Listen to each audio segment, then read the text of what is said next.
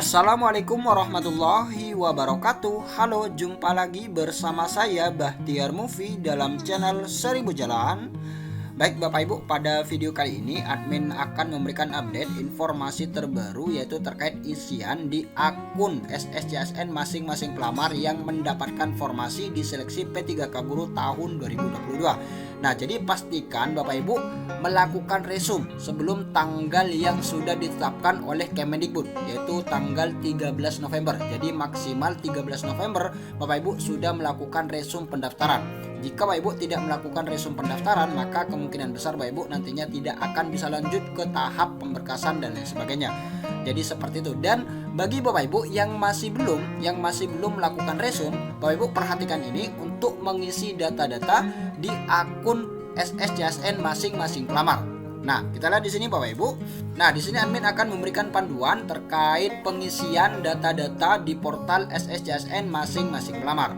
Nah, untuk login awal bagi Bapak Ibu yang mendapatkan penempatan, maka nantinya Bapak Ibu tinggal memilih pendidikan. Nah, pendidikan ini disesuaikan dengan pendidikan yang tertera pada Dapodik. Nah, ini dia Bapak Ibu, disesuaikan, disamakan. Nah, selanjutnya jika telah memilih pendidikan, maka Bapak Ibu bisa mengupdate data ataupun bisa merubah data yang semula misalkan datanya ini belum kawin dan saat ini sudah kawin, maka Bapak Ibu bisa merubahnya. Nah, jadi Bapak Ibu klik saja yang sebelumnya. Nah, jadi nantinya otomatis akan tampil seperti ini Bapak Ibu. Jadi Bapak Ibu bisa mengubah data-data sesuai dengan data yang terbaru. Contohnya misalkan tinggi badan, kemudian status perkawinan yang semula belum kawin, maka jika saat ini sudah kawin, maka Bapak Ibu tinggal pilih saja yang kawin. Jadi Bapak Ibu sesuaikan dengan data yang terbaru. Jadi Bapak Ibu bisa merubahnya. Kemudian setelah Bapak Ibu merubah biodata, maka selanjutnya Bapak Ibu akan diarahkan ke menu formasi. Nah, di bagian ini data-data ini sudah terisi Bapak Ibu, sudah terisi, dan di sini ada keterangan terkait batas waktu pendaftaran. Jadi Bapak Ibu jangan sampai melewati batas waktu yang sudah ditentukan. Nah, selanjutnya Bapak Ibu tinggal isikan saja kode CAPTCHA yang tertera di sini. Kemudian Bapak Ibu klik yang selanjutnya. Nah, setelah Bapak Ibu mengkonfirmasi terkait formasi, maka selanjutnya Bapak Ibu akan masuk ke data riwayat. Nah, di bagian data riwayat ini Bapak Ibu diminta untuk mengisi deskripsi diri. Nah, ini dia. Silakan deskripsikan diri Anda ke dalam sebuah esai yang menggambarkan Anda dalam bidang pekerjaan dan kehidupan bermasyarakat. Ini minimal 3000 karakter. Nah, Bapak Ibu tuliskan di sini. Nah, di sini ada tips Bapak Ibu bagi Bapak Ibu yang ingin menuliskan deskripsi diri. Yang pertama adalah tuliskan identitas diri, nama lengkap, tempat tanggal lahir. Yang pertama. Kemudian tentang sekolah, nama sekolah, lama mengajar, dedikasi terhadap sekolah, prestasi yang pernah dicapai dan lain sebagainya. Kemudian selanjutnya, hubungan dengan siswa dan guru. Bapak Ibu juga ceritakan. Kemudian yang keempat, hubungan dengan masyarakat, ikut organisasi apa, menjabat sebagai apa, perannya apa, prestasi yang pernah dicapai dan lain sebagainya. Intinya adalah semua hal yang positif, tulis aja. Nah, contohnya seperti ini Bapak Ibu. Perkenalkan, nama saya Bahtiar, lahir di Bondowoso pada tanggal 10 Maret. Saat ini saya menjadi guru di sekolah SD Kecamatan Mana, Kabupaten Bondowoso, Provinsi Jawa Timur. Saya sudah menjadi guru selama kurang lebih berapa tahun Bapak Ibu tulis, dan alhamdulillah sampai sekarang masih diberikan kesempatan untuk mengabdi di bidang pendidikan. Tak hanya itu, saya juga mengabdi sebagai sekretaris di tingkat RT di kampung halaman saya, dan saya juga saat ini masih aktif di bidang kepemudaan masyarakat, contohnya ikut gabung di Karang Taruna tingkat desa dan lain sebagainya. Nah, jadi ini adalah contoh Bapak Ibu, contoh untuk pengisian deskripsi diri. Kemudian selanjutnya setelah menulis deskripsi selesai, lanjut mengisi riwayat pendidikan. Dimulai dari S1 sampai dengan pendidikan awal atau SD. Nah, Bapak Ibu diminta untuk menulis ataupun mengisi riwayat pendidikan mulai dari SD, SMP, SMA, dan ijazah S1 yang digunakan untuk mendaftar seleksi P3K. Nah, Bapak Ibu klik saja yang tambah pendidikan. Nah, contoh isiannya nanti seperti ini Bapak Ibu, yaitu nama sekolah, kemudian nomor ijazahnya, tanggal ijazah, tahun masuk, dan tahun lulus. Nah, jadi seperti itu isiannya. Nah, ini dia Bapak Ibu. Jika Bapak Ibu mengklik tambah pendidikan, maka Bapak Ibu diminta untuk mengisi data-data ini.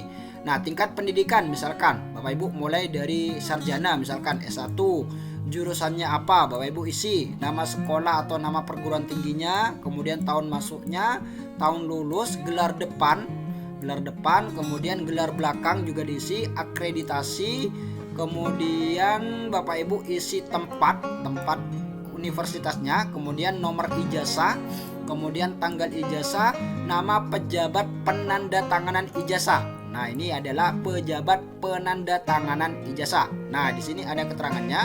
Nama pejabat penandatanganan ijazah, nama pejabat yang menandatangani ijazah tersebut bukan nama jabatan. Nah, jadi nama pejabatnya Bapak Ibu bukan nama jabatannya. Jadi seperti itu. Untuk ketentuan mengisi riwayat pendidikan.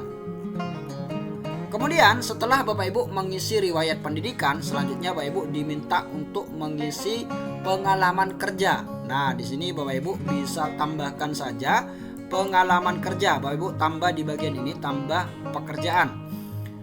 Nah, kita lihat di sini dalam pengisian pengalaman pekerjaan ditambahkan 2 riwayat. Yang pertama, diisi SK awal WB dengan pejabat penandatanganan kepala sekolah, tahun awal bekerja TMT awal bekerja, dan tahun akhir 31 Desember 2016 sebelum diterimanya SK kepala dinas, gaji 0.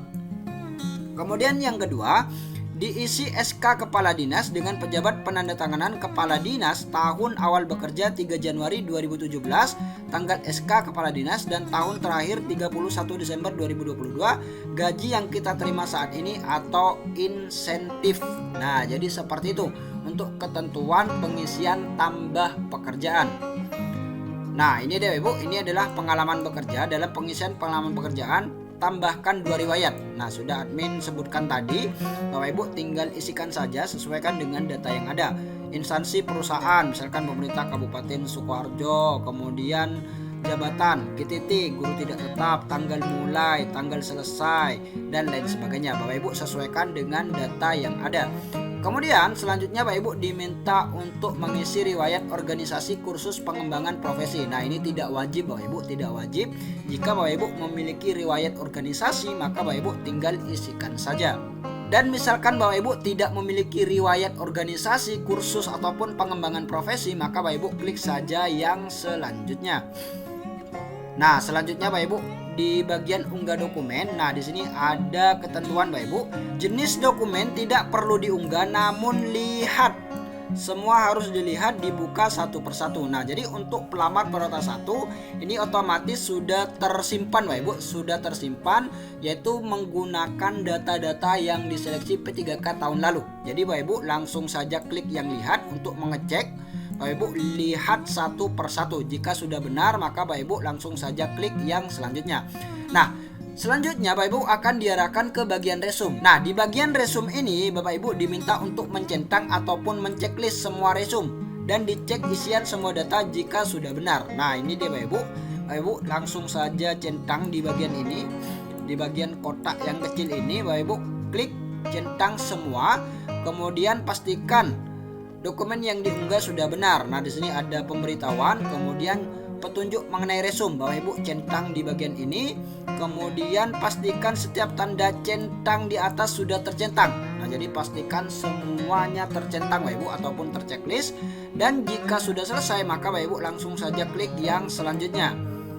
Nah, setelah itu Bapak Ibu akan mendapatkan pemberitahuan terkait akhiri proses pendaftaran. Nah, jika datanya sudah benar, isian riwayat pendidikan, riwayat pekerjaan sudah benar semua, maka Bapak Ibu langsung saja klik yang akhiri proses pendaftaran. Nah, jika Bapak Ibu sudah mengklik akhiri proses pendaftaran, maka artinya Bapak Ibu sudah selesai.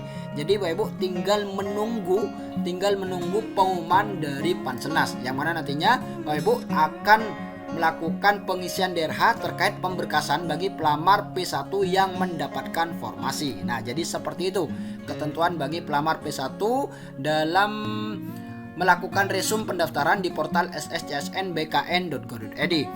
Baik Bapak Ibu, itulah sedikit informasi dari admin. Semoga video ini bermanfaat. Wassalamualaikum warahmatullahi wabarakatuh.